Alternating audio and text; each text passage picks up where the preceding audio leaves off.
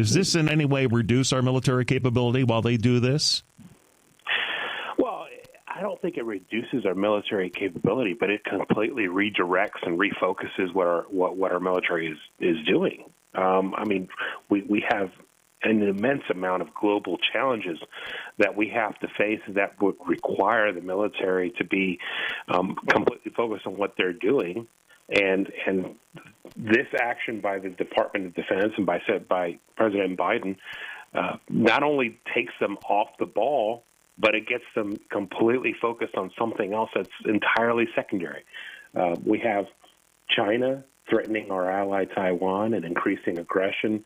We have Russia, exercising cyber attacks on American infrastructure, including the military. We have a huge caravan of people coming up from the southern border, and it's going to put a huge strain on American states and presents a huge security challenge. But meanwhile, Biden decides that this is way more important. So the military has been taken off the ball and put on things that are entirely secondary. And let's not forget the Middle East, Straits of Hormuz and the oil.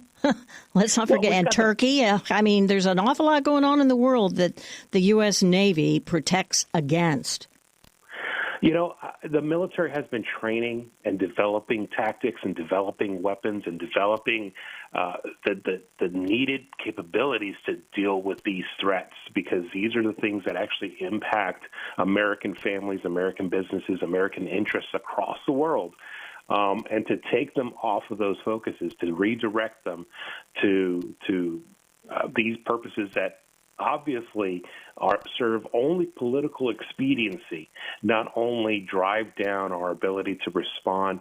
They do, as Jimmy said, they affect military readiness, but they really do affect the way the military perceives its priorities and the way the military perceives the threats that we face. Do we have any idea, Vlad, how they plan to define extremism in the military? What would they find extreme? Do we have any idea? Well, and that presents another huge problem, because the Secretary of Defense gave the order not to have the commanders or the senior staff actually go and speak with their soldiers, go and speak with their staffs, go and talk to people and have an understanding of what's going on. This is an order to basically tamp out what they define as extremism, but those definitions are not available. Those definitions have not yet been disseminated. Those definitions have not yet been identified. So who knows who's setting up what is extreme and what isn't? I suspect that that's going to be probably part of a focus group that's going to work on defining what's extreme and what's not. And it's all going to depend on what satisfies the current political expediency. Well, you think that social media posts will be trolled? And do you think that maybe big tech is going to have a big say-so in all this? Well, that's already being done. We saw that happen during following the January 6th incident at the Capitol, where the National Guard was sent to Washington, D.C. to help, quote unquote, secure the Capitol.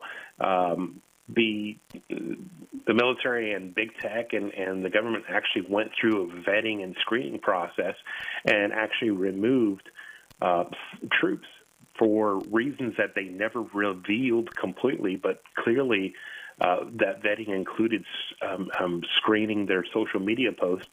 And there were like 20 or so troops who had to remove from like a group of 25, 30,000 troops. But apparently that small fraction indicated that they needed to shut down the entire military. It's ridiculous. All right, Vlad, thanks so much. Appreciate it. Republican strategist Vlad Davidiuk joining us on News Radio 740 KTRH.